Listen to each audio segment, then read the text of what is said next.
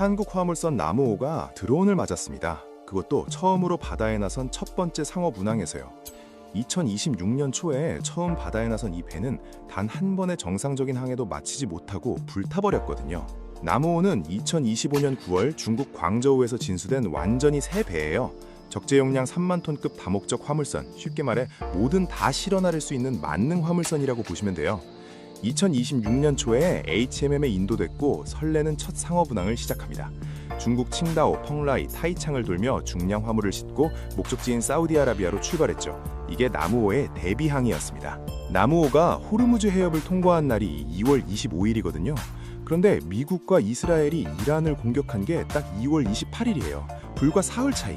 만약 나무호가 딱 3일만 늦게 들어갔어도 이 사달이 안 났을 수도 있는 거예요. 기가 막히죠?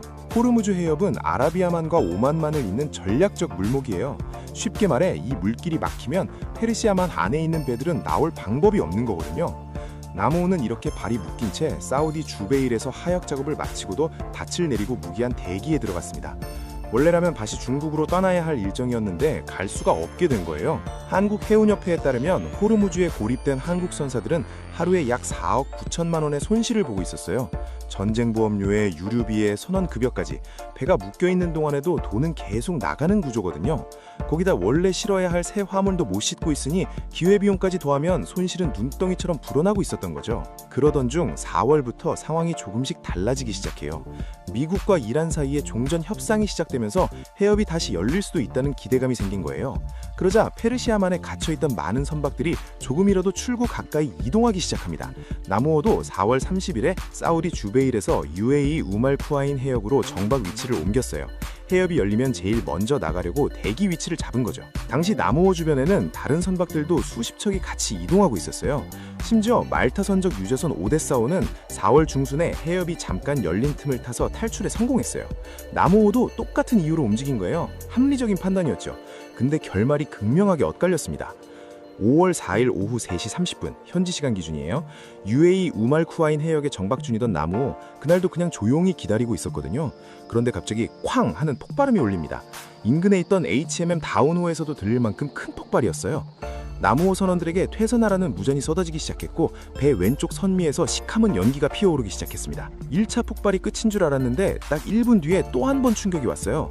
전문가들이 이걸 더블탭 전술이라고 부르는데 쉽게 말해 계산된 연이역 공격이에요. 첫 번째 비행체가 두꺼운 선체에 구멍을 뚫으면 두 번째가 그 뚫린 곳으로 들어가 내부에서 폭발의 피해를 극대화하는 방식이거든요. 러시아 우크라이나 전쟁에서 드론으로 대형 유조선이나 건물을 공격할 때 자주 쓰이는 수법이에요. 피해가 어느 정도였냐면요. 좌측 선미 외판에 폭 5m, 선체 내부로 깊이 7m짜리 구멍이 뚫렸어요. 기관실 바닥이 천공됐고 화재가 4시간 동안 이어졌어요. 선체 안쪽 프레임은 안으로 휘어버렸고 외판은 반대로 바깥으로 터져 나왔습니다. 다행히 사망자는 없었지만 선원 한 명이 목표 미세 골절 부상을 입었어요. 그리고 배는 자력으로 움직일 수 없는 상태가 됐습니다. 그럼 뭐가 날라온 건지가 제일 궁금하잖아요. 정부 조사단이 천장 CCTV를 확보했는데 비행체 2기가 찍히긴 했어요. 그런데 기종도 크기도 어디서 날라왔는지도 특정이 안 됐어요. 다만 전문가들은 드러낼 가능성에 무게를 두고 있어요. 이유가 있는데 피해 지점이 해수면보다 1.5에서 1.5m 높은 곳이에요. 김이나 어류라면 물속에서 들어와야 하는데 그 위치가 맞지 않거든요. 현장에 비행체 엔진 잔해도 수거됐고 추가 분석 중이에요. 직경 50cm 크기의 반구형 관통 흔적도 나왔는데 이건 선체 외부 특정 지점에서 폭발이 시작됐다는 증거로 보입니다. 자, 그럼 누가 쏘았냐? 이게 제일 중요한 문제죠. 트럼프 대통령은 사고 몇 시간 뒤에 바로 이란이 한국 화물선을 포함해 무관한 국가 선박에 발포했다고 단정했어요. 그런데 이란은 달랐어요. 이란 공영 프레스TV는 해상 규정을 비반한 한국 선박을 표적으로 삼았다고 보도했고 주한 이란 대사관은 이란군이 연루된 어떠한 주장도 단호하게 부인한다고 했어요. 같은 이란인데 목소리가 갈렸죠. 반면 한국 정부는 조사 결과가 나오기 전까지 대통령 주재 NSC도 안 열고 신중하게 버텼어요. 한국 정부가 왜 이렇게 신중했는지 사실 이해가 가거든요. 이게 이란의 공격으로 확정되는 순간 한이란 관계가 완전히 뒤집어지는 거거든요. 이란은 한국에 있어서 외교적으로나 경제적으로나 완전히 끊어낼 수 없는 나라예요. 섣불리 이란이다고 발표했다가 나중에 틀리면 외교 참사가 되는 거고요. 그래서 조사 결과가 나온 뒤에도 외교부 발표는 공격 주체에 대해서는 예단하지 않겠다였어요. 이란을 정면으로 지목하지 않은 거죠. 그런데 흥미로운 일이 있었어요. 한국 정부가 공격 주체를 특정하지 않았다고 발표하면서 동시에 주한 이란 대사를 불러서 조사 결과를 설명했거든요. 아직 공식적으로 이란이 아니라고 했는데 이란 대사를 제일 먼저 불렀다는 건 뭘로 의미할까요? 외교 서식도들은 관련국에 해당하기 때문이라는 공식 설명을 들으면서도 사실상 이란을 가장 유력한 용의자로 보고 있다는 시그널이라고 해석하고 있어요. 타이밍도 심상치 않아요. 피격이 일어난 5월 4일, 그날이 미국이 프로젝트 프리덤이라는 작전을 시작한 날이에요. 호르무즈 해협에 갇힌 선박들을 빼내기 위한 미군 주도의 작전이죠. 그리고 이란은 그날 미국의 작전에 반발해 UAE를 향해 순항미사일과 드론으로 공격했어요. 나무호 피격이 바로 그 혼란의 한복판에 일어난 거예요. 이란이 미국 작전에 반발해 민간 선박을 맞췄을 수 있다는 정황이죠. 자, 그럼 지금 나무호는 어딨냐면요. 피격 나흘 뒤인 8일에야 두바이 향해 도착했어요. 예인선을 구하는 데 시간이 너무 오래 걸렸고 위험 지역을 통과하느라 이동도 느렸던 거예요. HMM 관계자는 사진만 봐도 단기간에 수리하기는 어렵다고 했어요. 현지에서 부품 조달이 가능한지도 확인해야 하고 현지 수리 조선소와 일정 협의도 해야 해요. 수리 기간이나 비용이 얼마나 될지 아직 아무도 모르는 상황이에요. 그러면 보험이 있으니까 괜찮은 거 아니냐고요? 그게 또 복잡해요. 나무호는 전쟁보험 특약을 통해 전손 시 최대 1천억 원까지 보험금을 받을 수 있어요. 전손이란 배를 완전히 잃었을 때를 말하는 거고요. 그런데 수리 비용, 고립으로 인한 일일 손실, 기회 비용, 이 모든 게 다 보험에서 나오는 건 아니에요. HMM 관계자도 보험 보상을 받더라도 호르무즈 고립 비용을 다 충당할 수는 없을 것이다고 했어요. 그리고 결정적으로 화재 원인이 무엇이냐에 따라 보상작 자체가 달라질 수 있거든요. 공격 주체가 확정되지 않은 지금은 얼마를 받을 수 있는지도 미지수인 거예요. 여기에 또 하나의 변수가 있어요. 바로 미국의 앞바디예요. 트럼프 대통령은 나무호 사건 직후부터 한국에 미국의 해양자유의삼 MCF에 동참하라고 압박해왔어요.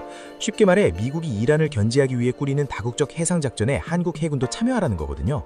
한국 정부는 면밀하게 검토 중이다라고만 했는데 이 참여 여부가 향후 한미 관계, 한이란 관계 사이에서 어떤 선택을 하느냐의 문제가 될 수 있어요. 사실 나무호 사건을 단순히 배 한 척이 드론 맞았다로 보면 안 되거든요.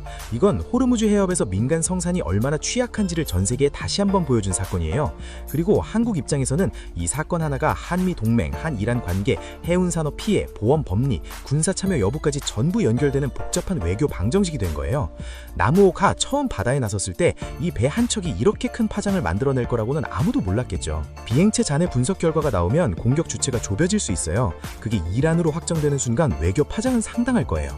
나무호 수리 기간도, 보험 협상도, 미국 해양자유의삼 참여 여부도 모두 그 결과에 연동돼 있어요.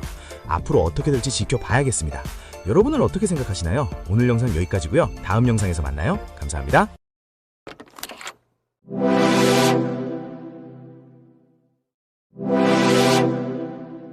여러분, 우리나라 해군 잠수함 전력이 전 세계 7위라는 사실 알고 계셨나요? 단순히 잘한다 수준이 아니라 영국이나 프랑스 같은 전통적인 해군 강국들까지 제치고 당당히 상위권에 이름을 올린 건데요. 자, 일단 랭킹부터 좀 뜯어볼까요? 미 군사 전문 매체의 2026년 분석을 보면 1위 미국, 2위 러시아, 3위 중국 순인데 눈에 띄는 게 7위인 한국 밑으로 10위 영국, 11위 프랑스가 있다는 점이에요. 쉽게 말해 해군 하면 떠오르는 나라들보다 우리 잠수함 전력이 더 무섭다고 전 세계가 인정했다는 뜻이죠. 우리가 가진 도산 안창호급 잠수함은요, 재래식 잠수함계의 끝판왕 혹은 괴물이라고 불립니다. 보통 기름으로 가는 잠수함은 숨을 실어 물 위로 자주 올라와야 해서 들키기 쉽거든요. 그런데 우리 기술진은 여기에 공기불요책이라는 것을 달아서 한 달 가까이 물 위로 안 올라오고 버틸 수 있는 거죠. 여기서 한 발 더 나가서 우리나라는 세계에서 7번째로 잠수함에서 탄도미사일을 쏘는 SLBM 시험 발사에도 성공했습니다. 이게 진짜 무서운 게 뭐냐면 조용히 바닷속에 숨어 있다가 적의 심장부를 향해 미사일을 날릴 수 있는 독침을 가졌다는 의미거든요. 그런데 이상한 점 하나 있죠? 순위를 보면 북한이 5위고 일본이 6위로 우리보다 높습니다. 우리가 기술이 더 좋다며? 라고 하실 텐데요. 북한은 고물잠수함이라도 숫자가 워낙 많고 최근엔 해상 기반 핵무기를 얹겠다고 해서 점수가 높게 나온 거고요. 일본은 우리보다 리튬이온 배터리 같은 첨단 기술을 조금 더 빨리 적용해서 근소한 차이로 앞서 있는 겁니다. 이렇게 잠수함 강국으로 등극한 우리나라가 이제는 아예 전 세계 해군을 지휘하는 자리에 오르게 됐습니다. 오는 6월 말에 하와이에서 열리는 림팩 훈련에서 우리나라 제독이 연합 해군 구성군 사령관 사령을 맡게 된 건데요. 림팩이 1971년에 시작했으니까 무려 55년 만에 처음으로 우리나라가 이 거대한 다국적 군대의 총지휘봉을 잡게 된 겁니다. 훈련인데 사령관 좀 하는 게 뭐 그리 대수냐 하실 수도 있지만 이건 격이 완전히 다른 이야기예요. 림팩은 30개국이 모여서 배 40척, 비행기 140대, 병력 2만 5천 명 이상이 참여하는 세계 최대 규모의 해상훈련이거든요. 여기서 우리 제독이 미국 항모 강습단이나 원정 강습단 같은 핵심 전력을 실제로 어떻게 움직일지 결정하고 명령을 내린다는 겁니다. 사실 그동안 림팩에서 미국의 오른팔인 부사령관직은 거의 일본 해상자위대의 고정석이었어요. 그런데 이번에 한국은 부사령관을 건너뛰고 작전 분야를 직접 책임지는 실무사령관으로 격상된 겁니다. 일본이 전체 지휘부에서 작전을 조정하고 보조하는 조정 역할이라면 우리는 실전에서 직접 부대를 지휘하는 기능적 역할을 맡은 거예요. 그러면 미국은 왜 55년 만에 갑자기 지휘봉을 우리에게 넘겨주었을까요?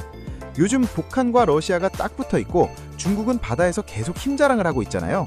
미국 입장에선 인도태평양 지역을 혼자 다 지키기엔 힘이 부치니까 믿을 만한 파트너인 한국을 리더급으로 키워서 안보찜을 좀 나눠들고 싶은 겁니다. 여기서 주한미군 사령관의 의미심장한 멘트를 주목해야 합니다.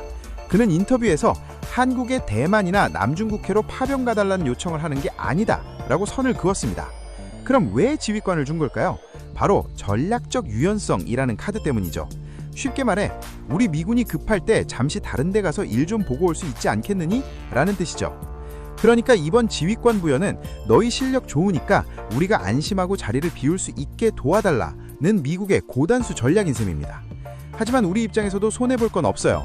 정조대왕함과 아까 말씀드린 도산 안창호함이 처음으로 파견되거든요. 전 세계 해군이 지켜보는 가운데 우리 제독이 지휘하고 우리 무기가 활약한다. 이건 그야말로 역대급 쇼케이스가 되는 겁니다. 실제로 지금 우리 해군은 잠수함 수출에 사활을 걸고 있습니다. 특히 캐나다가 무려 60조 원 규모의 잠수함 프로젝트를 진행 중인데 이번 림팩 훈련에서 우리 잠수함이 신출 기모라는 모습을 보여주면 수주전에서 엄청난 유리한 고지를 점할 수 있겠죠. 결국 이번 사건은 우리나라의 위상이 보호받는 나라에서 함께 지키는 나라로 완전히 바뀌었다는 걸 상징합니다. 1990년에 림팩에 처음 참가했을 때만 해도 우리는 구석에서 배우기 바쁜 막내였거든요. 그런데 이제는 30개 나라를 진두지휘하는 대장 자리에 앉게 된 겁니다. 36년 만에 이루어낸 이 성과는 우리 해군 역사상 가장 찬란한 문성이라고 해도 과언이 아닐 거예요. 하지만 기분 좋다고 웃고만 있을 때는 아닙니다. 우리가 다국적군의 리더 역할을 맡는다는 건 그만큼 인태 지역에서 일어나는 분쟁에 휘말릴 가능성도 커진다는 뜻이기도 하거든요. 미국이 준 지휘봉이 나중에는 너희도 책임이 있으니 도와라 라는 청구서로 돌아올 수도 있다는 걸 잊지 말아야 하죠. 또한 일본과의 관계도 묘해졌습니다.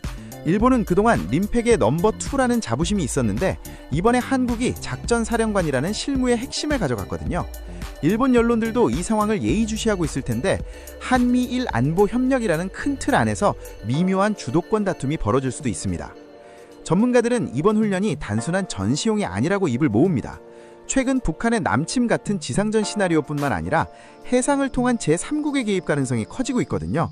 그래서 바다에서 다국적군이 어떻게 발을 맞추는지 연습하는 게 그때보다 중요해졌습니다. 잠수함 전력 세계 7위, 그리고 림팩 사령관 등급, 이 두 가지 뉴스를 합쳐보면 결론은 하나로 모입니다. 대한민국은 이제 명실상부한 대행 해군의 반열에 올라섰다는 거죠. 비록 핵잠수함은 없지만 가장 조용하고 가장 강력한 재래식 펀치를 가진 재래식 펀치라는 나라로서 국제사회에서 무시 못할 목소리를 내기 시작한 겁니다. 물론 앞으로 과제도 많습니다. 기술 유출 방지도 신경 써야 하고 60조 원짜리 잠수함 수출 계약도 성사시켜야 하죠. 무엇보다 커진 위상만큼 국익을 어떻게 극대화할지 정부의 치밀한 전략이 뒷받침되어야 합니다. 55년 만에 잡은 지휘봉, 그리고 세계 7위라는 잠수함 타이틀, 여러분은 어떻게 생각하시나요? 오늘 영상 여기까지고요. 다음 영상에서 만나요. 감사합니다.